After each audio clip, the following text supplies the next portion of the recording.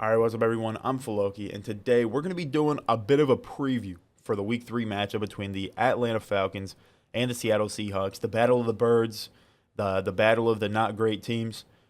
Going into this week, this is an interesting one. Before we even get anything into the actual game, Vegas has the Seattle Seahawks as the favorites going into this game. Very minimal favorites. It's like a 1 point favorite.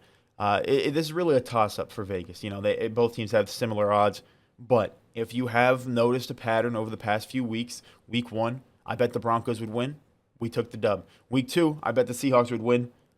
My God, we know what happened there. So this week, I have placed my money on the Falcons. I have a 100% hit rate so far because I bet for the Chargers against the Chiefs and the Steelers against the Browns. So out of four, I am 4 for 4 for losing money. So I believe my wallet is collateral for the Seattle Seahawks' success going into this year. And with that, not only am I betting for the Falcons to win, I am betting on the Broncos to win. So this week, of course, because I am the god of losing money, I believe the Seattle Seahawks are taking the dub and the Broncos will lose. We will get a better pick from the Broncos and we will get a win because my wallet will always lose money. So let's actually get into the breakdown. Last week for both teams, we know what happened with the Seahawks. An ugly game, no doubt. But the Falcons had a fun game. I don't know if anyone watched it. This was actually an interesting game to watch because they were down 28-3 at some point. What an interesting score for a Falcons game. But then they started to come back. They started to gain life. They started to do some things that they shouldn't have been doing against the Los Angeles Rams, who are a very, very good team. But it was a really interesting game to watch. And going into this game, we have a bit of an injury issue. Not a ton of injuries when it comes to just numbers, but there are some pretty important guys here. Shelby Harris, he's dealing with personal issues, it seems. That's why he hasn't been at practice. He is going to be out for this game. That is unfortunate because he's had a pretty big impact for the team in the past 2 weeks. Justin Coleman is doubtful, did not participate in practice. I would assume he's not going to be playing. He was our nickel in week one, and he was doing very good. And Kobe Bryant, he gets more opportunities to continue to grow and continue to show himself and hopefully do better than he has been doing over the past few weeks. Week one, he got like 2 snaps, but he did give up a touchdown. But probably the most important one here, Quandre Diggs is questionable. He was a full participant in practice, and I assume he knows how valuable he is to the defense, how valuable him being on the field is to us actually being able to put up a good performance. He has dropped a couple picks, but he has been in position to get them. So it's something, where it's probably going to start going his way sometime soon, but he's been in good positions to get some turnovers. So hopefully he'll be able to play, and hopefully he'll be able to get some turnovers for us. The Atlanta Falcons, they only got one guy, Elijah Wilkinson. I don't know if he's their left or right guard, but he is their starting guard. He is going to be out for this game. Maybe that'll help us in the run game. Hopefully we'll get some more pressure because of that, but there are the injuries. Hopefully Quandre Diggs plays. It's unfortunate to see Shelby Harris out. Justin Coleman, I don't think he's going to play. More opportunities for Kobe Bryant. But let's take a look. Let's try to gather what we can for how we're going to have to approach this game. There are a few keys that I have ideas on. One, we know that DK Metcalf is probably going to get used a little bit more. If you've listened to anything Pete Carroll has said, I know it's hard to listen to that man because, oh my God, he just does not want to talk in any solidified terms. He just wants to talk in vagueness. Pete Carroll mentioned that it's time to take the training wheels off of Geno Smith, apparently, because the guy that you were so confident in that definitely won the quarterback battle after scoring a whole 13 points in 3 preseason games. That's the guy that you throw training wheels on in the first 2 weeks, and now week 3, he looks good. Now that we're playing a bad team, let's take the training wheels off. Let's let him take those deep shots to DK Metcalf. Let's let him do whatever he wants. I'm all for it. I'm all for taking deep shots to DK Metcalf, and especially against what is interesting going into the season. AJ Terrell has been apparently butt booty, not good. He gave up 2 touchdowns last week, and week 1 he didn't have a good game either. I think he gave up a touchdown in that game as well. So AJ Terrell might be that target where if he is following DK Metcalf around, even though he is a very talented corner, he's just not on it right now. He's not doing good. There might be a chance that AJ Terrell is kind of like a whoever offense. It would be interesting to see because he is such a good corner, he probably will create some issues if we do end up doing that. But I wouldn't be surprised if we threw a DK Metcalf on AJ Terrell if it was like single coverage type of thing. But let's take a look at some stats. This is going to be relatively similar to the 49ers game. Marcus Mariota, he is a rushing quarterback. He can run. He can use his legs. He can extend plays. He can run to get some yards. It's going to be something like what we were expecting in Trey Lance, but it's going to be different because Trey Lance, it's super unfortunate he got injured, but one of the reasons he got injured is because they really liked running him down the middle. You know, like normally when quarterbacks run, they're going around the outside. They would throw Trey Lance straight like between the tackles, and that's probably the main reason why he got hurt.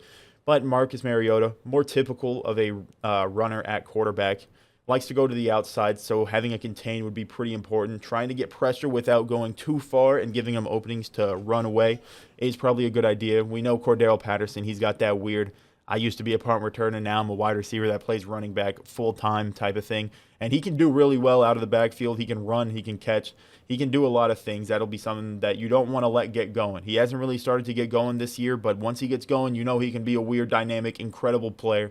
So we don't want to let that happen. When it comes to receiving, Drake London has been a big focus for this team, apparently. Marcus Mariota seems to really enjoy throwing to Drake London. Threw to him, I think he was targeted 12 times last week. It says it right here. Yeah, he was targeted 12 times last week, got a touchdown, almost 100 yards. That'll be something that we have to watch. Kyle Pitts, of course, is incredibly talented, but he hasn't started to get going this year. Only 3 targets last game, and I don't think he got many more in the first game. So that'll be interesting to see. I assume Kyle Pitts will be used a little bit more. I would assume Cordell Patterson will be used out of the backfield to catch, and then Drake London. I think those are the 3 guys that we got to watch in the receiving game. Cordell Patterson out of the backfield, Kyle Pitts just being used like a ton because he hasn't been used that much yet. And then Drake London, their rookie wide receiver, big body, very good. I got him on fantasy because I really like watching him. That'll be someone to watch out for. But like I said, AJ Terrell could be a guy that we pick on. Their other corner on the other side, I'm not exactly sure who it is. I think it's, Casey Hayward. He gave up a touchdown last week as well, but he did get an interception. And speaking of interceptions, turnovers seem to be a pretty big issue for this team. Last week, they turned the ball over 3 times, but they did get 3 turnovers back. So turnovers are kind of just something that happens with the Falcons, and compared to us, that's something that doesn't really happen too much. We don't get too many turnovers unless it's some lucky 1-yard line thing. And, I mean, we throw an interception with Geno Smith, but Geno Smith is a very conservative thrower. He doesn't really like to take too many risks. So I would assume we're not going to throw too many more interceptions this year because as long as Geno's playing. But if DJ Dallas is playing, we might throw some more interceptions. Looking at this game, there's really not much you can go for. The run game, absolutely spectacularly horrible. Just an incredible feat to do that bad in the run game, in which we did. But I think that's going to be a big focus for us. Offensively, I believe DK Metcalf is going to get a lot more usage than he has recently. I believe there are going to be more deep shots taken, and I believe that'll be on the back of the run game being used more. That's something that I think is going to be a big key that Pete Carroll is going to be preaching. He hasn't really said it too specifically that they're going to try and really get the run game involved because he's been like, oh, yeah, it hasn't been working, but we've been trying. I think they're going to really put an emphasis on running the ball down their throats just until it works. Like if we run the ball 5 times and we get 0 yards, we're going to keep running the ball until we don't get 0 yards. I feel like that's going to be the type of game that we have this weekend.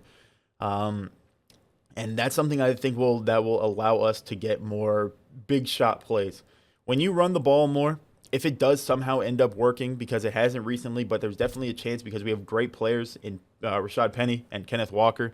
Even DJ Dallas, I'd like to see him as a runner. I don't know why the first time we saw him get the ball on offense this year was as quarterback. I don't understand that whole general idea, but I'd like to see DJ Dallas used in the run game. I don't know why we don't use him. But I do think we have good running backs. We can get the run game going, especially against a team like the Falcons. I mean, they don't have the greatest of defensive lines. They have good players, but they don't have the best players. We're not playing the 49ers. I think this is a game where we could really start getting the run game involved. We could get the run game going crazy. And then off of that, we could do some play actions, try to get some big plays, take some shots to DK Metcalf against some corners that haven't been doing too great this year. And maybe we could get some opportunities to get some points and have some fun. But that's really all I can hope for. I mean, defensively, we know Michael Jackson's going to have a good game. He's got those hands where he can recover any ball, any kid, any ball that he possibly could. The other Michael Jackson would get the kids. But Kobe Bryant, hopefully he'll do better. Boye Mafe is a guy that I'd like to see used a lot more. He was used quite a bit in the second half, and Pete Carroll had a lot of good things to say about him. So I do assume that Boye Mafe will be used more. And Wosu, hopefully he has another spectacular game. That guy could be a dark horse for Defensive Player of the Year if he continues doing what he's been doing. But going into this game, I believe it's winnable. I believe we will win because I put my money on the Falcons, quite a bit of money as well, to try and make it a little bit more in our favor. But overall, I think that this will be a significantly more fun game than the last two games. I mean, the game against the Broncos, we won, but we didn't score in the second half. This game, our offense didn't score a touchdown at all. I would like to hope that our offense scores at least some points this week. And if we don't, I think we might be calling for Drew Lock. You know, if Geno Smith can't put something together against the Falcons and the Lions, I think week 5 we start looking at a Drew Lock escapade, some Drew Lock fun, some Drew Lock, I don't know. But I think these next 2 weeks will be very telling for Geno Smith. The training wheels are off. Will he be able to ride the bike, or will he fall over like a toddler? I guess we'll have to see. But let me know down below in the comments what you think this game's going to go like. How do you think we could win it? Do you think we will win it? I'd like to hope we will, but who knows? The Falcons have been scoring significantly more points than us, so I guess we'll see. But like I said, let me know down below in the comments what you think. Leave a like in the video if you enjoyed. Subscribe if you're new. With that, I'd like to thank you for watching. Have a great day.